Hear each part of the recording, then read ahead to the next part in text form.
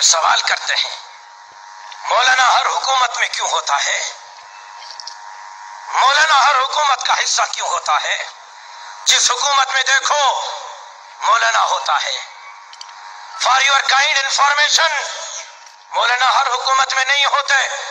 پاکستان بننے سے لے کر اب تک مولانا صرف 2 حکومتوں میں رہے ہیں، ایک زرداری کی حکومت میں اور ایک نواز شریف کی حکومت میں. زرداری کی حکومت میں بھی توجہ چاہتا ہوں آپ کا، آدھے ٹینیور میں واپس آ گئے تھے. کہتے ہو کہ مولانا ہر حکومت میں کیوں رہتا ہے؟ تمہارے باپ کا پاکستان ہے، تم ہر حکومت میں رہو، مولویوں کا کوئی حصہ نہیں، مولویوں کا کوئی حق نہیں.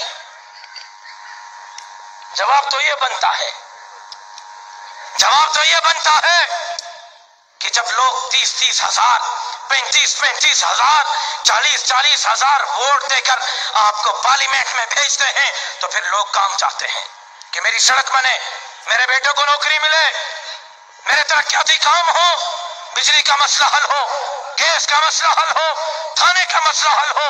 تو لوگوں کے مسئلے حکومت میں بیٹھ کر حل ہوں گے یا اپوزیشن میں بیٹھ کر حل ہوں گے؟ جواب تو یہ بنتا ہے.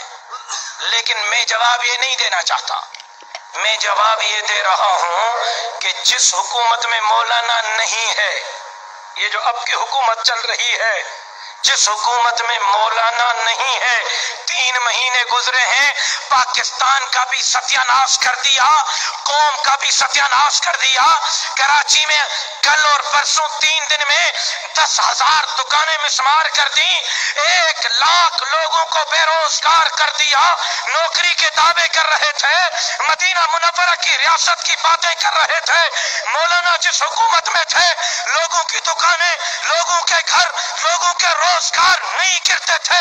مولانا جس حکومت میں ہوتے تھے، اس حکومت کو یہ مجال نہیں ہوتی تھی کہ وہ ختم نبوت پر ڈاکہ ڈالے، وہ توہین رسالت پر ڈاکہ ڈالے، وہ آسیہ ملونہ کو آزاد کرے، وہ مدارس کو بند کرے، وہ مساجد کو بند کرے. مولانا اگر حکومت میں تھے تو ختم نبوت کے چوکیدار تھے، ناموس رسالت کے قانون کے چوکیدار تھے، آسیہ ملونہ کے رہائی میں رکاوٹ تھے. مولانا اگر پارلیمنٹ میں تھے تو مسجد اور مدرسے، داڑھی اور پگڑی کے چوکیدار تھے.